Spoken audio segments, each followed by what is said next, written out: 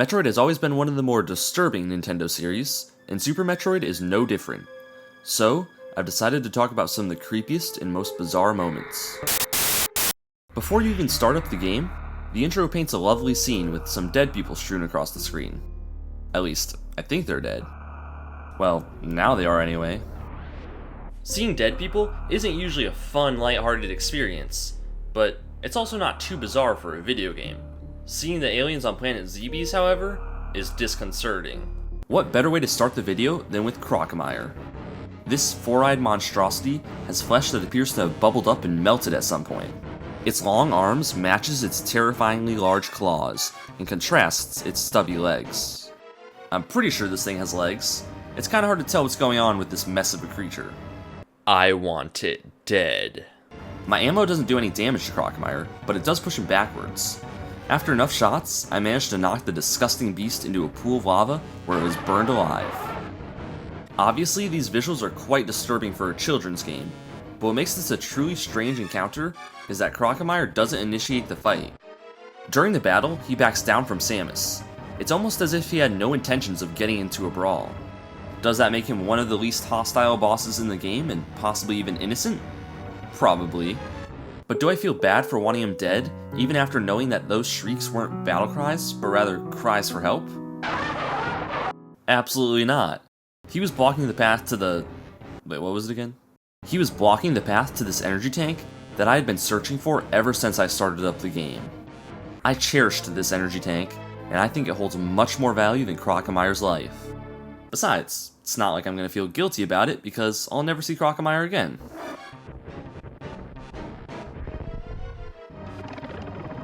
Well, that was disturbing. Let's back up a little bit and talk about the beginning of the game. After the disaster at the space colony, Samus lands on planet Zebes. The first 5 minutes of exploration are unusual for a video game because there are no enemies. The only creatures in sight are these little guys that appear in places where there are no signs of life. The world feels empty and somewhat wrong. Samus walks through the remains of Turon from the original Metroid. The halls that were once filled with life, or at least a bunch of lasers, are now reduced to rubble. It doesn't seem like anyone's around until Samus gets to the morphing ball. The two statues sitting next to her turn to face where the item once sat, and a spotlight begins to follow her. So now we know that somebody sees Samus, and is more than likely on the planet with her, but they don't reveal themselves immediately. In order to continue the game, you have to get some missiles and head back to the place where Turon once stood. But now, it's crawling with space pirates. By no means was that first stretch of the game on planet Zebes gonna strike the same level of fear as certain horror games, but it was still unsettling. The next thing I'll talk about is the soldier in Brinstar. In the hallway leading up to the fight with Kraid, the armor of a soldier lays on the ground, surrounded by the little creatures I mentioned earlier. The armor looks like it would belong to a human, but it's kinda hard to tell because all that's left of the thing that wore the armor is yellow goop. You're not really giving me a whole lot of room to work with here. Maybe it was a Galactic Federation trooper, or possibly some Chozo soldier. I don't know. We'll probably never find out who wore the armor, but it doesn't matter all that much. The disturbing question is, what could have done this? Honestly, I'd be embarrassed if I were this pile of goop. All of the aliens that hang out in Kraid's lair are pathetic. My theory is that the person was killed by some strong alien that no longer lives in Kraid's lair, and the person decomposed after many years. I did a tiny bit of research, and the generally accepted theory on the internet is that a Ghidorah killed this guy. If you don't know what that is, well, you're looking at it. This door. The internet thinks that this guy was killed by a door. I don't know what's more sad, having the time to theorize that a door killed someone, or knowing the name of that door. Up next, I'll be talking about a section of the game that's quite similar to the intro, the wrecked ship. When Samus first enters the wrecked ship, the power's out. That means no lights, no save stations, and no power doors. Except for the ones that are conveniently mandatory in order to progress in the story. Maybe they're just emergency exits. Or maybe they are purposely left on by the ghost that haunts the ship in order to lead Samus right into its trap. While you traverse the ship, you'll find floating skeletons that will appear and disappear at random. That may seem cliche, but they are kinda cool and add to the ominous atmosphere of the ship. All of this buildup leads to a fight with Phantoon. Have you ever seen a ghost more epic looking than this? If I'm being honest, I definitely have. I'd say I saw a cooler looking one just outside of the boss room. I feel like I'm fighting a massive forehead, which is pretty disturbing in its own right. The main reason I decided to put this in the video is because going through a powered down, haunted ship is pretty creepy, and there's an extra level of tension added when you can't save and don't know where you're going because you can't download a map. Sure, Phantoon may not be the most physically frightening boss, but at least he's challenging and he's an interdimensional ghost.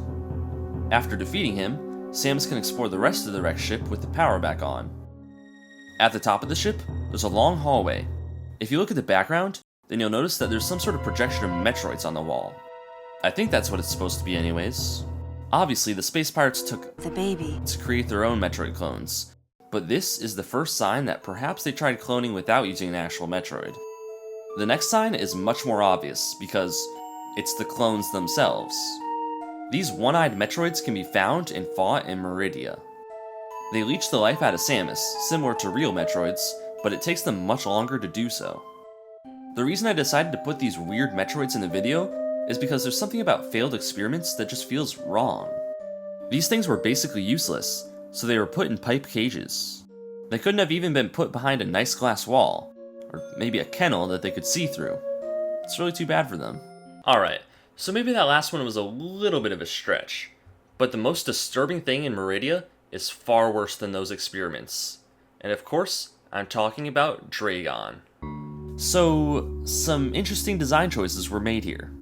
We have the bloodshot eyes, the mouth with tentacles coming out of it, and the arms that look like a creepy old dude's hand.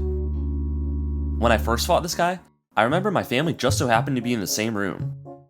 I guess they figured Nintendo is a family-friendly company, they wanted a movie night, they thought watching this family-friendly game could be a fine replacement. It was not family-friendly. Dron has just one attack.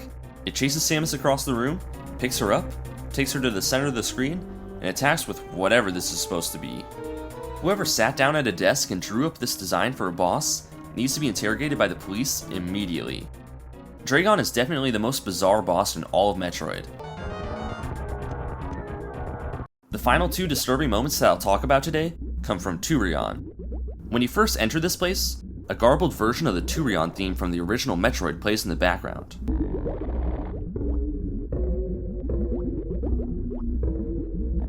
About halfway through, the setting quickly changes from the gray, sterile walls that we're used to seeing to a sandy, desolate wasteland.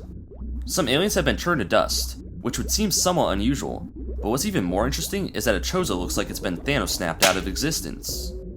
The Super Metroid eventually reveals itself as the reasoning for these deaths.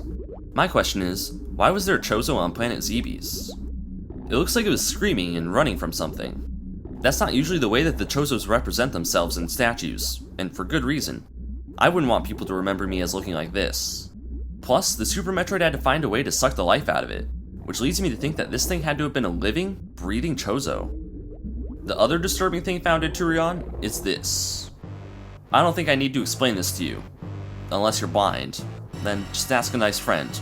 They'll explain what you're missing out on. Did you enjoy the video?